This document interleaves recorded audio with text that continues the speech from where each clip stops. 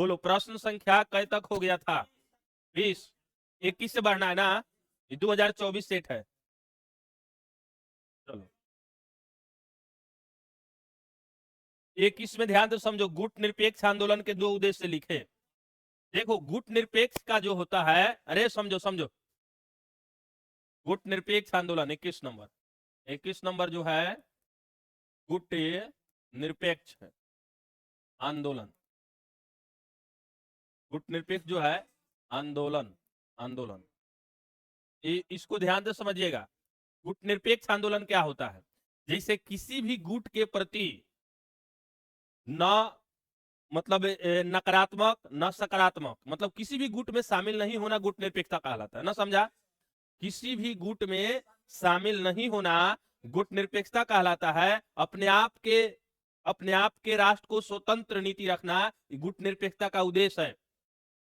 रंग भेद, जातिवाद, साम्राज्य विस्तार को रोकना इसका प्रमुख उद्देश्य है, न समझा? जैसे देखो क्या हुआ, इसका गठन देखो, पंडित जवाहरलाल नेहरू जो है ना, पंडित जवाहरलाल जवाहरलाल जवाहरलाल नेहरू, जवाहरलाल नेहरू नेहरू नेहरू एवं मिस्र के जो राष्ट्रपति, मिस्र के भी मतलब प्रधानमंत्री थे, मिस्र भी शामिल था, और युगोलिसिका एगो देश होता है। तो ऐसा समझो ना, पंडित जवाहरलाल नेहरू के समय में जो है, ये समय में 1961 में यह बना, यह कथी संगठन जो है पंडित जवाहरलाल नेहरू के समय में 1961 में यह जो है बना है गुट निरपेक्ष। और इसका जो है ध्यान से समझिएगा, इसमें जो है इसमें 120 से अधिक देश शामिल है, 120 से अधिक देश, 120 प्लस देश शामिल है। हाँ, देश देश शामिल है, शामिल है। देखो इसका उद्देश्य देखना, उद्देश्य जो है, उद्देश्य का मतलब है कि राष्ट्रीय स्वतंत्रता होना, राष्ट्रीय स्वतंत्रता की नीति, यानी राष्ट्रीय राष्ट्रीय स्वतंत्रता स्वतंत्रता स्वतंत्रता की नीति, राष्ट्रीय स्वतंत्रता की नीति को लगाता है यह।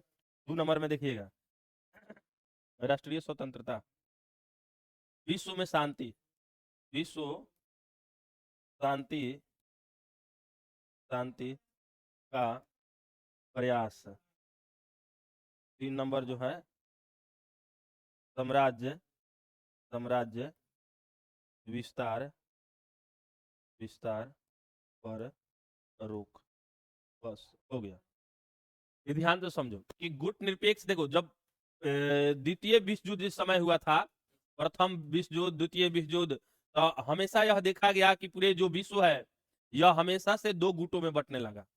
जैसे एक रशिया और एक अमेरिका, और दोनों के जो है, देखो दोनों महाशक्ति है, जब भी कोई महाशक्तियां टकराती है तो छोटी शक्तियों का 2 भागों में बंटना स्वाभाविक है, ऑटोमेटिक बटेगा। क्या है कि कुछ लोग उससे जुड़ जाएगा, कुछ लोग इससे जुड़ जाएगा। यदि ऐसा हुआ तो दुनिया के लिए खतरा उत्पन्न है, क्योंकि जब भी 2 देश मतलब 2 गुट आपस में सामने आएंगे तो युद्ध का भयावह रूप होगा, और उस युद्ध में बहुत क्षति होगा। इसीलिए इस सब चीज को देखते हुए पंडित जवाहरलाल नेहरू ने और कई देशों के प्रधानमंत्री ने मिलकर, राष्ट्रपति, एक संगठन बनाया जिसका नाम है गुट निरपेक्ष। और इन लोगों ने कहा कि हम किसी भी गुट में शामिल नहीं रहेंगे, ना हम रसिया ओर से रहेंगे ना अमेरिका ओर से रहेंगे, हमारे देश की नीति स्वतंत्र रहेगी, हमारी विदेश नीति स्वतंत्र है। जैसे राष्ट्रीय स्वतंत्रता की नीति, मतलब यह लोग जो है इनका उद्देश्य है राष्ट्रीय स्वतंत्र होना चाहिए, माने हमारे देश पर किसी बाह्य बल का मतलब जो है हस्तक्षेप नहीं हो, हम अपने देश की नीति को हम अपने अनुसार ढालेंगे, हम ना किसी संगठन का विरोध करेंगे ना किसी संगठन का पक्ष लेंगे, परंतु हमारे देश के अनुसार, हमारे देश के जो भी उपयोगी कदम होगा देश के लिए, उस कदम को हम उठाने में तनिक भी पीछे नहीं हटेंगे। बस ये सब जो है। और दूसरा है विश्व शांति का प्रयास। अब बोलो, ये विश्व शांति का प्रयास करता है कि नहीं? विश्व शांति का प्रयास करता है कि नहीं? करेगा। काहे विश्व शांति का प्रयास करेगा? क्योंकि जो है विश्व शांति का प्रयास जरूरी है। यदि विश्व शांति यदि नहीं हो तो लोग अपने में अपने देश ससुरा हमला करके मर जाएंगे। तो ये कहता है कि विश्व में शांति रहना चाहिए। और साम्राज्य विस्तार, जैसे चाइना है, ये ससुरा छुछुंदर है, ये हमेशा छु बॉर्डर के आसपास करता रहता है। इसके सटे हुए जितने भी बॉर्डर है चाइना के, यह ससुरा किसी को नहीं छोड़ता है, सभी को परेशान करता है। इसीलिए यह साम्राज्यवादी नीति से चलता है। कौन? चाइना। ये चलता है कि हमारे साम्राज्य विस्तार हो, साम्राज्य बढ़े। तो इसी नीति के अनुसार से वह चारों टर्चर करता है और इधर उधर करते रहता है। थोड़ा बरियार भी है, इसीलिए कोनो सही हो जाता है ना। तो इस साम्राज्य विस्तार पर ही ये रोक की बात करता है। यानी कहिएगा गुटनिरपेक्ष आंदोलन के दो उद्देश्य निम्नलिखित है: साम्राज्य विस्तार पर रोक, विश्व शांति की कामना और राष्ट्रीय स्वतंत्रता की भावना, और साथ ही अपने विदेशी मामलों में स्वतंत्र होना ना। इस सब का प्रमुख उद्देश्य है। किसी भी जाति धर्म प्रति मन समूह के प्रति ना विरोध ना लगाव, इसका मकसद होता है अपने फायदा के लिए अपने अनुसार से अपने देश को चलाना। ये सभी लोगों का एथी है ना, समझा? चलो अब इसमें देखो जो है, हाँ कौन सी ऊपर पर है? अच्छा ठीक, हम कर दे रहे हैं। चलिए 22 नंबर का तो नहीं दिखाई दे रहा है। चलिए हो गया। चलो 22 नंबर बोलो क्या है? राष्ट्र निर्माण से आप क्या समझते हैं? देखिएगा कि राष्ट्र निर्माण, राष्ट्र निर्माण से क्या समझते हैं? राष्ट्र निर्माण, देखिएगा कि राष्ट्र निर्माण का मतलब होता है एक देश का निर्माण हो। तो विभिन्न भेदभाव के बावजूद भी एक सूत्र में बांधकर एक देश का गठन राष्ट्र निर्माण कहलाता है। जैसे विभिन्न भेदभाव, छुआछूत, विभिन्न मान्यताओं को, संस्कृति को एक में बांधकर एक के गठन बनाना, एक देश बनाना राष्ट्र निर्माण कहलाता है। जैसे यहीं पे समझो, पंजाब के लोग पंजाबी बोलते हैं भाषा के आधार पर, बंगाली बोलता है, बिहारी बोलता है, भोजपुरी बोलता है।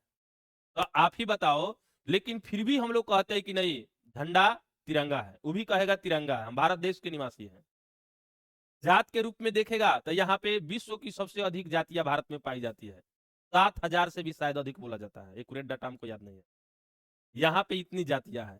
धर्म के मामले में देखो तो यहाँ कई सारे धर्म के लोग रहते हैं और हर कोई अपने अपने मन के अनुसार, अपने अपने धर्म के अनुसार उपासना पद्धति को दर्शाता है। लेकिन फिर भी यहाँ कोई रोक नहीं है। लेकिन इतने भेदभाव होने के बावजूद भी हम सब भारतीय हैं, हम सब इंडियन हैं। यही तो होता है राष्ट्र का निर्माण। मतलब अलग अलग है फिर भी एक है, अलग रहते हुए भी एक है। तो इसी को लिखिएगा कि विभिन्न कौन सी बोले हैं? विभिन्न भेद भेदभाव भाव आदि आदि को एक सूत्र सूत्र में बांधकर बांधकर बांधकर एक देश का गठन, एक देश का गठन गठन कौन सी? राष्ट्र निर्माण कहलाता है। और राष्ट्र निर्माण में ध्यान से समझिएगा, लिखिएगा विभिन्न भेदभाव आदि को एक सूत्र में बांधकर एक देश का गठन राष्ट्र निर्माण कहलाता है। और इसमें जो है हर किसी के जो है इसमें अखंडता, भाईचारा, बंधुता आदि को जो है मतलब अक्षुण्ण रखा जाता है। अक्षुण्ण का मतलब है कि इसमें टर्चर नहीं होना चाहिए। इसमें अखंडता और बंधुता प्रमुख है। इसके जो है इसमें अखंडता एवं बंधुता बंधुता बंधुता मतलब एक है।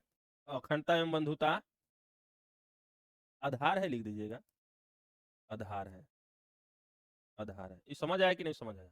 ये समझ आया कि नहीं समझ आया? तुम कहाँ से इसको ला दिया है जी? एंड्रॉयड में से यूपिन है। चलो हटाओ, ये हो गया। राष्ट्र निर्माण देखो कहना कि एक देश का गठन राष्ट्र निर्माण कहलाता, नहीं समझा? एक देश का गठन है राष्ट्र निर्माण कहलाता है। और राष्ट्र निर्माण में विभिन्न जाति, धर्म, मजहब, समुदाय आदि को एक सूत्र में बांधकर उसी अखंडता और बंधुता के रूप में स्वीकार करना और सभी के अंदर राष्ट्रवाद की भावना को बहाना, यह राष्ट्र निर्माण कहलाता है। राष्ट्र के प्रति जो है सभी को जगाना, सजग रखना, इसमें का प्रमुख उद्देश्य होता है इसका। राष्ट्र के प्रति जो है सभी को एक रखना होता है। नहीं कि ऐसा नहीं कि पंजाबी वाला अपना अलग मांगे, इंडिया अलगे अलगे हो जाएगा ना, सब अपन अलगे अलगे मांगेगा ना। चलो अब इसमें देखिएगा, हाँ तो फिर दिक्कत हो जाएगा, ये भाग जाएगा, पेजवा पेजवा भाग जाएगा। चलो राष्ट्र निर्माण समझा कि नहीं समझा? इसमें लिख देता विभिन्न जाति, धर्म, रंग भेद आदि को छोड़कर एक सूत्र में बनना, तो ऊपर एकल सूत्र में बनना। चलो चलो, ओहो ठीक है ठीक है।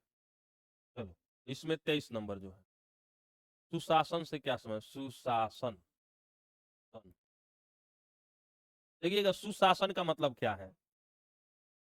सुशासन का मतलब होता है कि, सुशासन का मतलब होगा शासन में पूरी तरह से पारदर्शिता, सुशासन कहलाता है। शासन में पूरी तरह से पारदर्शिता, लोकप्रियता, मतलब जो है, मतलब जो लोकप्रियता, यह सुशासन कहलाता है। जैसे देखो नीतीश कुमार जी को कहा जाता है सुशासन बाबू, लेकिन इस सुशासन बाबू कहने के हैं, रियल में यह सुशासन बाबू नहीं है। आज भी बिहार में यह कई सालों से 7वां 8वां बार मुख्यमंत्री का शपथ ले चुके हैं। आज भी यहाँ 5 किलो के राशन के बिना कई परिवार के चूल्हा नहीं जलता है ना, बिना फंड के घर नहीं बन सकता है। बेरोजगारी तो इतना है कि कहले नहीं कहात है ना, यही बिहार का सिस्टम है ना। तो क्या कीजिएगा, फिर भी वो अपने आप को सुशासन बाबू घोषित करवा लिए हैं, अलग बात है ना। सुशासन का मतलब कथी होता है, बोलो बोलो एक बार। हाँ, शासन, शासन में पारदर्शिता, पारदर्शिता, दर्शिता एवं एवं लोक के प्रियता, प्रियता, प्रियता आदि हो, तो यह सुशासन कहलाता है। इसमें इसमें इसमें सभी को, सभी को को सभी को खुश रखने का प्रयास किया जाए, खुश रखने का प्रयास होता है, बस हो गया।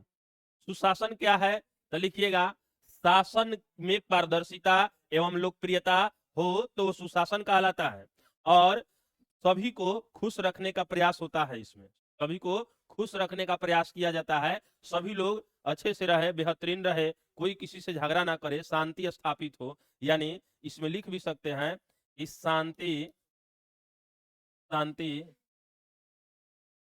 प्रदत्त शासन सुशासन कहलाता है। नहीं समझ आया तो सीधे लिखना, शांति प्रदत्त शासन सुशासन कहलाता है। शांति वाली शासन को सुशासन कहा जाता है। जहां की शासन शांतिमय हो, वहां की शासन को सुशासन कहा जाता है। और इसमें लोगों की लोकप्रियता होती है, सरकार के शासन में पारदर्शिता होती है, क्राइम कम होता है, दंगा फसाद नहीं होता है ना। ये सब प्रमुख वजह है। जाति के नाम पे, धर्म के नाम पे लोगों में भेदभाव नहीं फैलाया जाता है, सभी धर्म को समान माना जाता है। ये सब सुशासन का ही है। जहां दंगा फसाद ना हो, छुआछूत ना हो, केस मुकदमा कम हो। लेकिन बिहार में यहाँ सब ससुरा इतना यहाँ पे शांति है ना, कि चप्पल भी धरो तो इतना शांति से कोई चुरा ले जाता है कि फिर शांति ही शांति हो जाता है ना। इतना शांति है बिहार में। तो शांति का नाम बिहार है। हाँ, चलो। सबसे बेसी ससुरा चोरी होता है पटना में। सबसे बेसी चोरी कहाँ होता है, पटना रेलवे स्टेशन पर। वहां पे आप सोइएगा, एक हाथ में जूता रखिएगा, चाहे चप्पल पे हाथ रखिए, तभी आपका चप्पल गायब है, मोबाइल वोबाइल सब गायब। सुबह उठिएगा तो आपका पॉकेट, मोबाइल छोड़िए पॉकेटे गायब।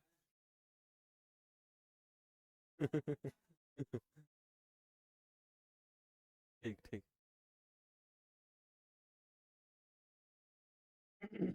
चलो, सुशासन, नीतीश जी को देखिएगा ना, अपने आप को सुशासन बाबू।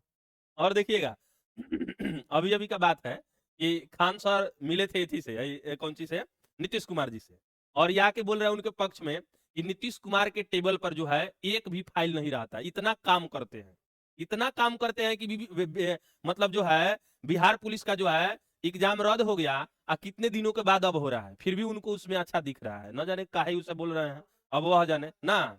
मतलब कह रहे हैं कि जे नीतीश कुमार जी बहुत कर्मठ है, बहुत अच्छा से काम करते हैं, इस उम्र में भी उनके टेबल पर एक भी फाइल नहीं आता है।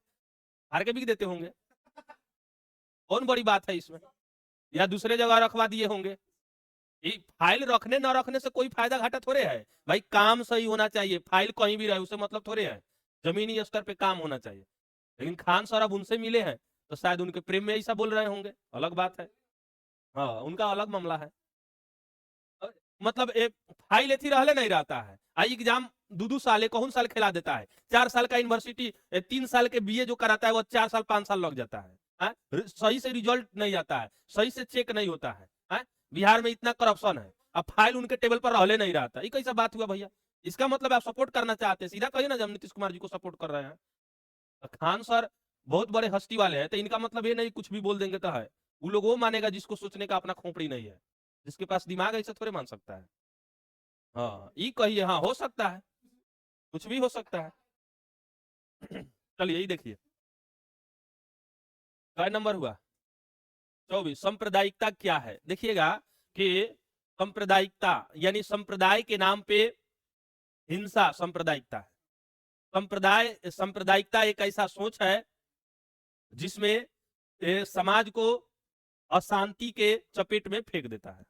सांप्रदायिकता से सांप्रदायिकता से झगड़ा धन ये सब जो है अधिक बढ़ जाता है, अशांति हो जाती है, काम सही से नहीं होता है। सांप्रदायिकता से शांति भंग हो जाता है। सांप्रदायिकता मतलब नहीं समझता है कि किसी भी समूह या संप्रदाय, समूह को ही संप्रदाय कहा जाता है, इसे मान लो शॉर्टकट में। किसी भी समूह के प्रति जो है आप विशेष रुचि या विशेष बल दे रहे हैं, या किसी समूह को आप नीचा दिखाना चाहते हैं, उसको कम करना चाहते हैं, यही तो सांप्रदायिकता हुआ। यानी समूहों में, संप्रदायों में भेदभाव की भावना को सांप्रदायिकता कहते हैं। नहीं समझा? संप्रदायों में भेदभाव की भावना को सांप्रदायिकता कहते हैं, और सांप्रदायिकता से समाज में अशांति फैलता है, समाज में अशांति फैलता है, दंगा फसाद अधिक होता है, जातिवाद, धर्मवाद, रंग भेद के आधार पे लोगों में मतलब फुट मत किया जाता है, बस हो गया काम खत्म। अरे नहीं समझा?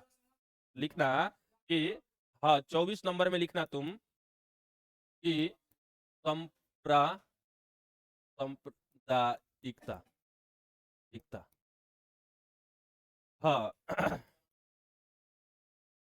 संप्रदाय के प्रति भेदभाव, भेदभाव, संप्रदाय के प्रति भेदभाव सांप्रदायिकता कहलाता है।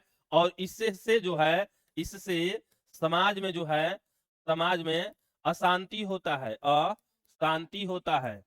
2 नंबर में एकता भंग होती है, एकता टूट जाती है, चाहे भंग हो जाती है, एकता टूट जाती है, एकता टूट जाता है, टूट जाता है। और 3 नंबर में लिखिएगा, सांप्रदायिकता के नाम पे जो है दंगा फसाद अधिक होता है, दंगा दंगा फसाद अधिक होता है, अधिक होता ना। हो गया, इसमें और कुछ भी बोल ऐड कराओ, ऐड करा सकता है। इस सांप्रदायिकता समझ आया कि नहीं समझ आया? सांप्रदायिकता का मतलब समझना, संप्रदाय के नाम पे भेदभाव करना सांप्रदायिकता कहलाता है। सांप्रदायिकता से मतलब अशांति फैलता है, अशांति का फैलाव होता है, समाज में जो है अशांति फैलता है, एकता टूट जाता है, दंगा फसाद अधिक होता है, लोगों की विकास विकसित मतलब विकसित नहीं हो पाता है ना। ये सब होगा भाई, सांप्रदायिकता कीजिएगा, झगड़ा धन मारकाट बढ़ जाएगा, हो गया काम खत्म। अब तुम कहो हम डोम है, हम कहे चमार है, कोई कहे तेली है, कोई कहे कलवार है, तो लड़ो, यही तो संप्रदाय है। धर्म के नाम पर हिंदू मुस्लिम सिख ईसाई यहूदी क्रिश्चियन करके लड़ते रहो, यह सब संप्रदाय है। हाँ, धार्मिक संप्रदाय करिए इसको। चलो अब इसमें देखो, हाँ हो गया। क्षेत्रीय संगठन किसे कहते हैं, देखिएगा ध्यान से समझिएगा।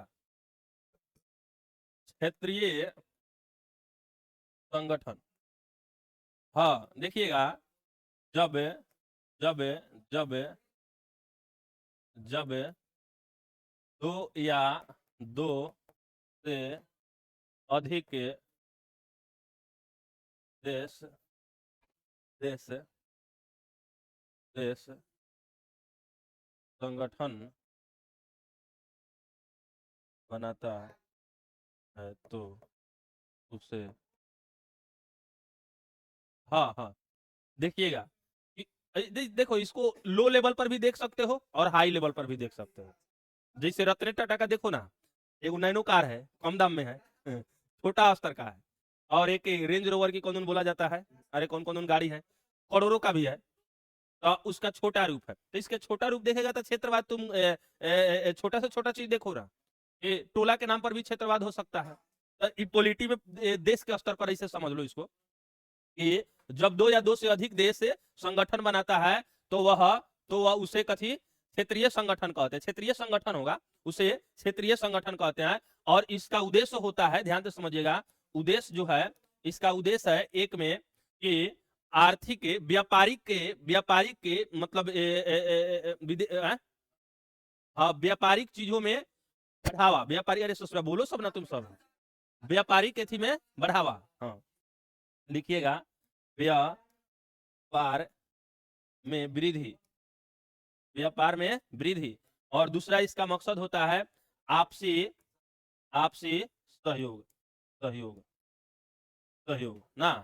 तीसरा इसमें भी लिख सकते हैं, हाँ हाँ हाँ ऐसे लिख लो आपसी सहयोग। हो गया हो गया हो गया, तो ये को लिख दो, हो गया। क्षेत्रीय संगठन क्या है तो कहना कि मतलब है जब दो या दो से अधिक देश संगठन बनाता है तो उसे क्षेत्रीय संगठन कहते हैं। इसका उद्देश्य होता है व्यापार में वृद्धि और आपसी संबंध को मजबूत करना। हमें लगता है कि ये सभी किसी को समझ आया होगा। नहीं आया होगा तो एकदम से तुम बकलोल हो, लोल हो, चौपट हो। जब हमारे यहाँ नहीं समझ सकता है तो हमें नहीं लगता है कि कहीं आपको विशेष समझ आए ना, कैसे कि बहुत तूर तार के बताते हैं हम। चलो रहने दिया जाए, रहने दो।